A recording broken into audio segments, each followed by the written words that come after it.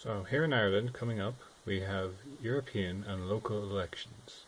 The local elections are for county councillors, and the European elections are for members of the European Parliament.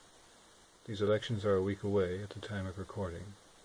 I have received, through the letterbox, a number of leaflets from some of the MEPs running in my area, which covers approximately half the geographical landmass of the Republic of Ireland. And I thought that I might go through a few of them, just to see which ones are good and which are bad.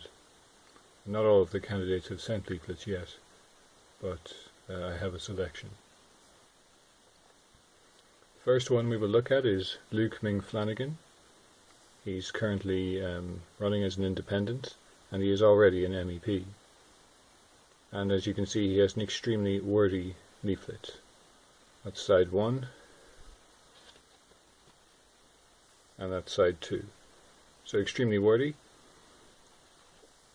And it's actually quite a good one, it's quite well written. And so he goes through various things. He has his first paragraph, understanding the job. He's been an MEP for 10 years and he knows how it works. There are 705 MEPs in total. He talks about 10 billion for rural Ireland. So this is EU money for Ireland. I'm a little bit sceptical about candidates talking about going to Europe and getting money from Europe to Ireland. That money isn't free, and the more dependent we are on the EU for money, the more in their thrall we are. And I think that we should be trying to be more independent, not more dependent. That was 10 billion. Next paragraph, cost of living and environmental regulations.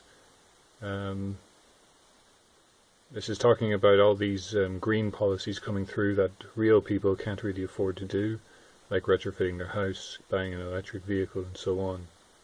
Basically, these are things only very rich people can do, and that's not realistic. So he's quite happy to go along with the green agenda, the paw to life. Interest rate reductions, that's tackling inflation, fair enough. Housing crisis, that's up in the corner. So he does a very effective dodge. He says it's really a national governmental issue, not so much a European one, which I'm sceptical of that. Much of the housing crisis is driven by supply and demand. The national government might handle the demand, but the supply is also driven by immigration, and that can be tackled at a European level. Foreign policy in Palestine, to say that the European Commission does not necessarily speak for the member states. Irish neutrality.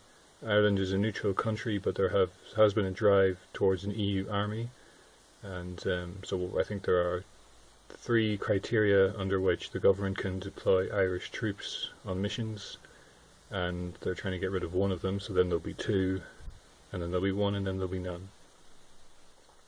And he wants to oppose that. Fishing rights. Ireland is an island nation. We have lots of fishermen, but under EU rules we don't have rights to all of the fish in our waters, our territorial waters, and so fishermen are being short-changed. If we continue, we go over to carers. These are people who take care of other people and achieving more recognition for them.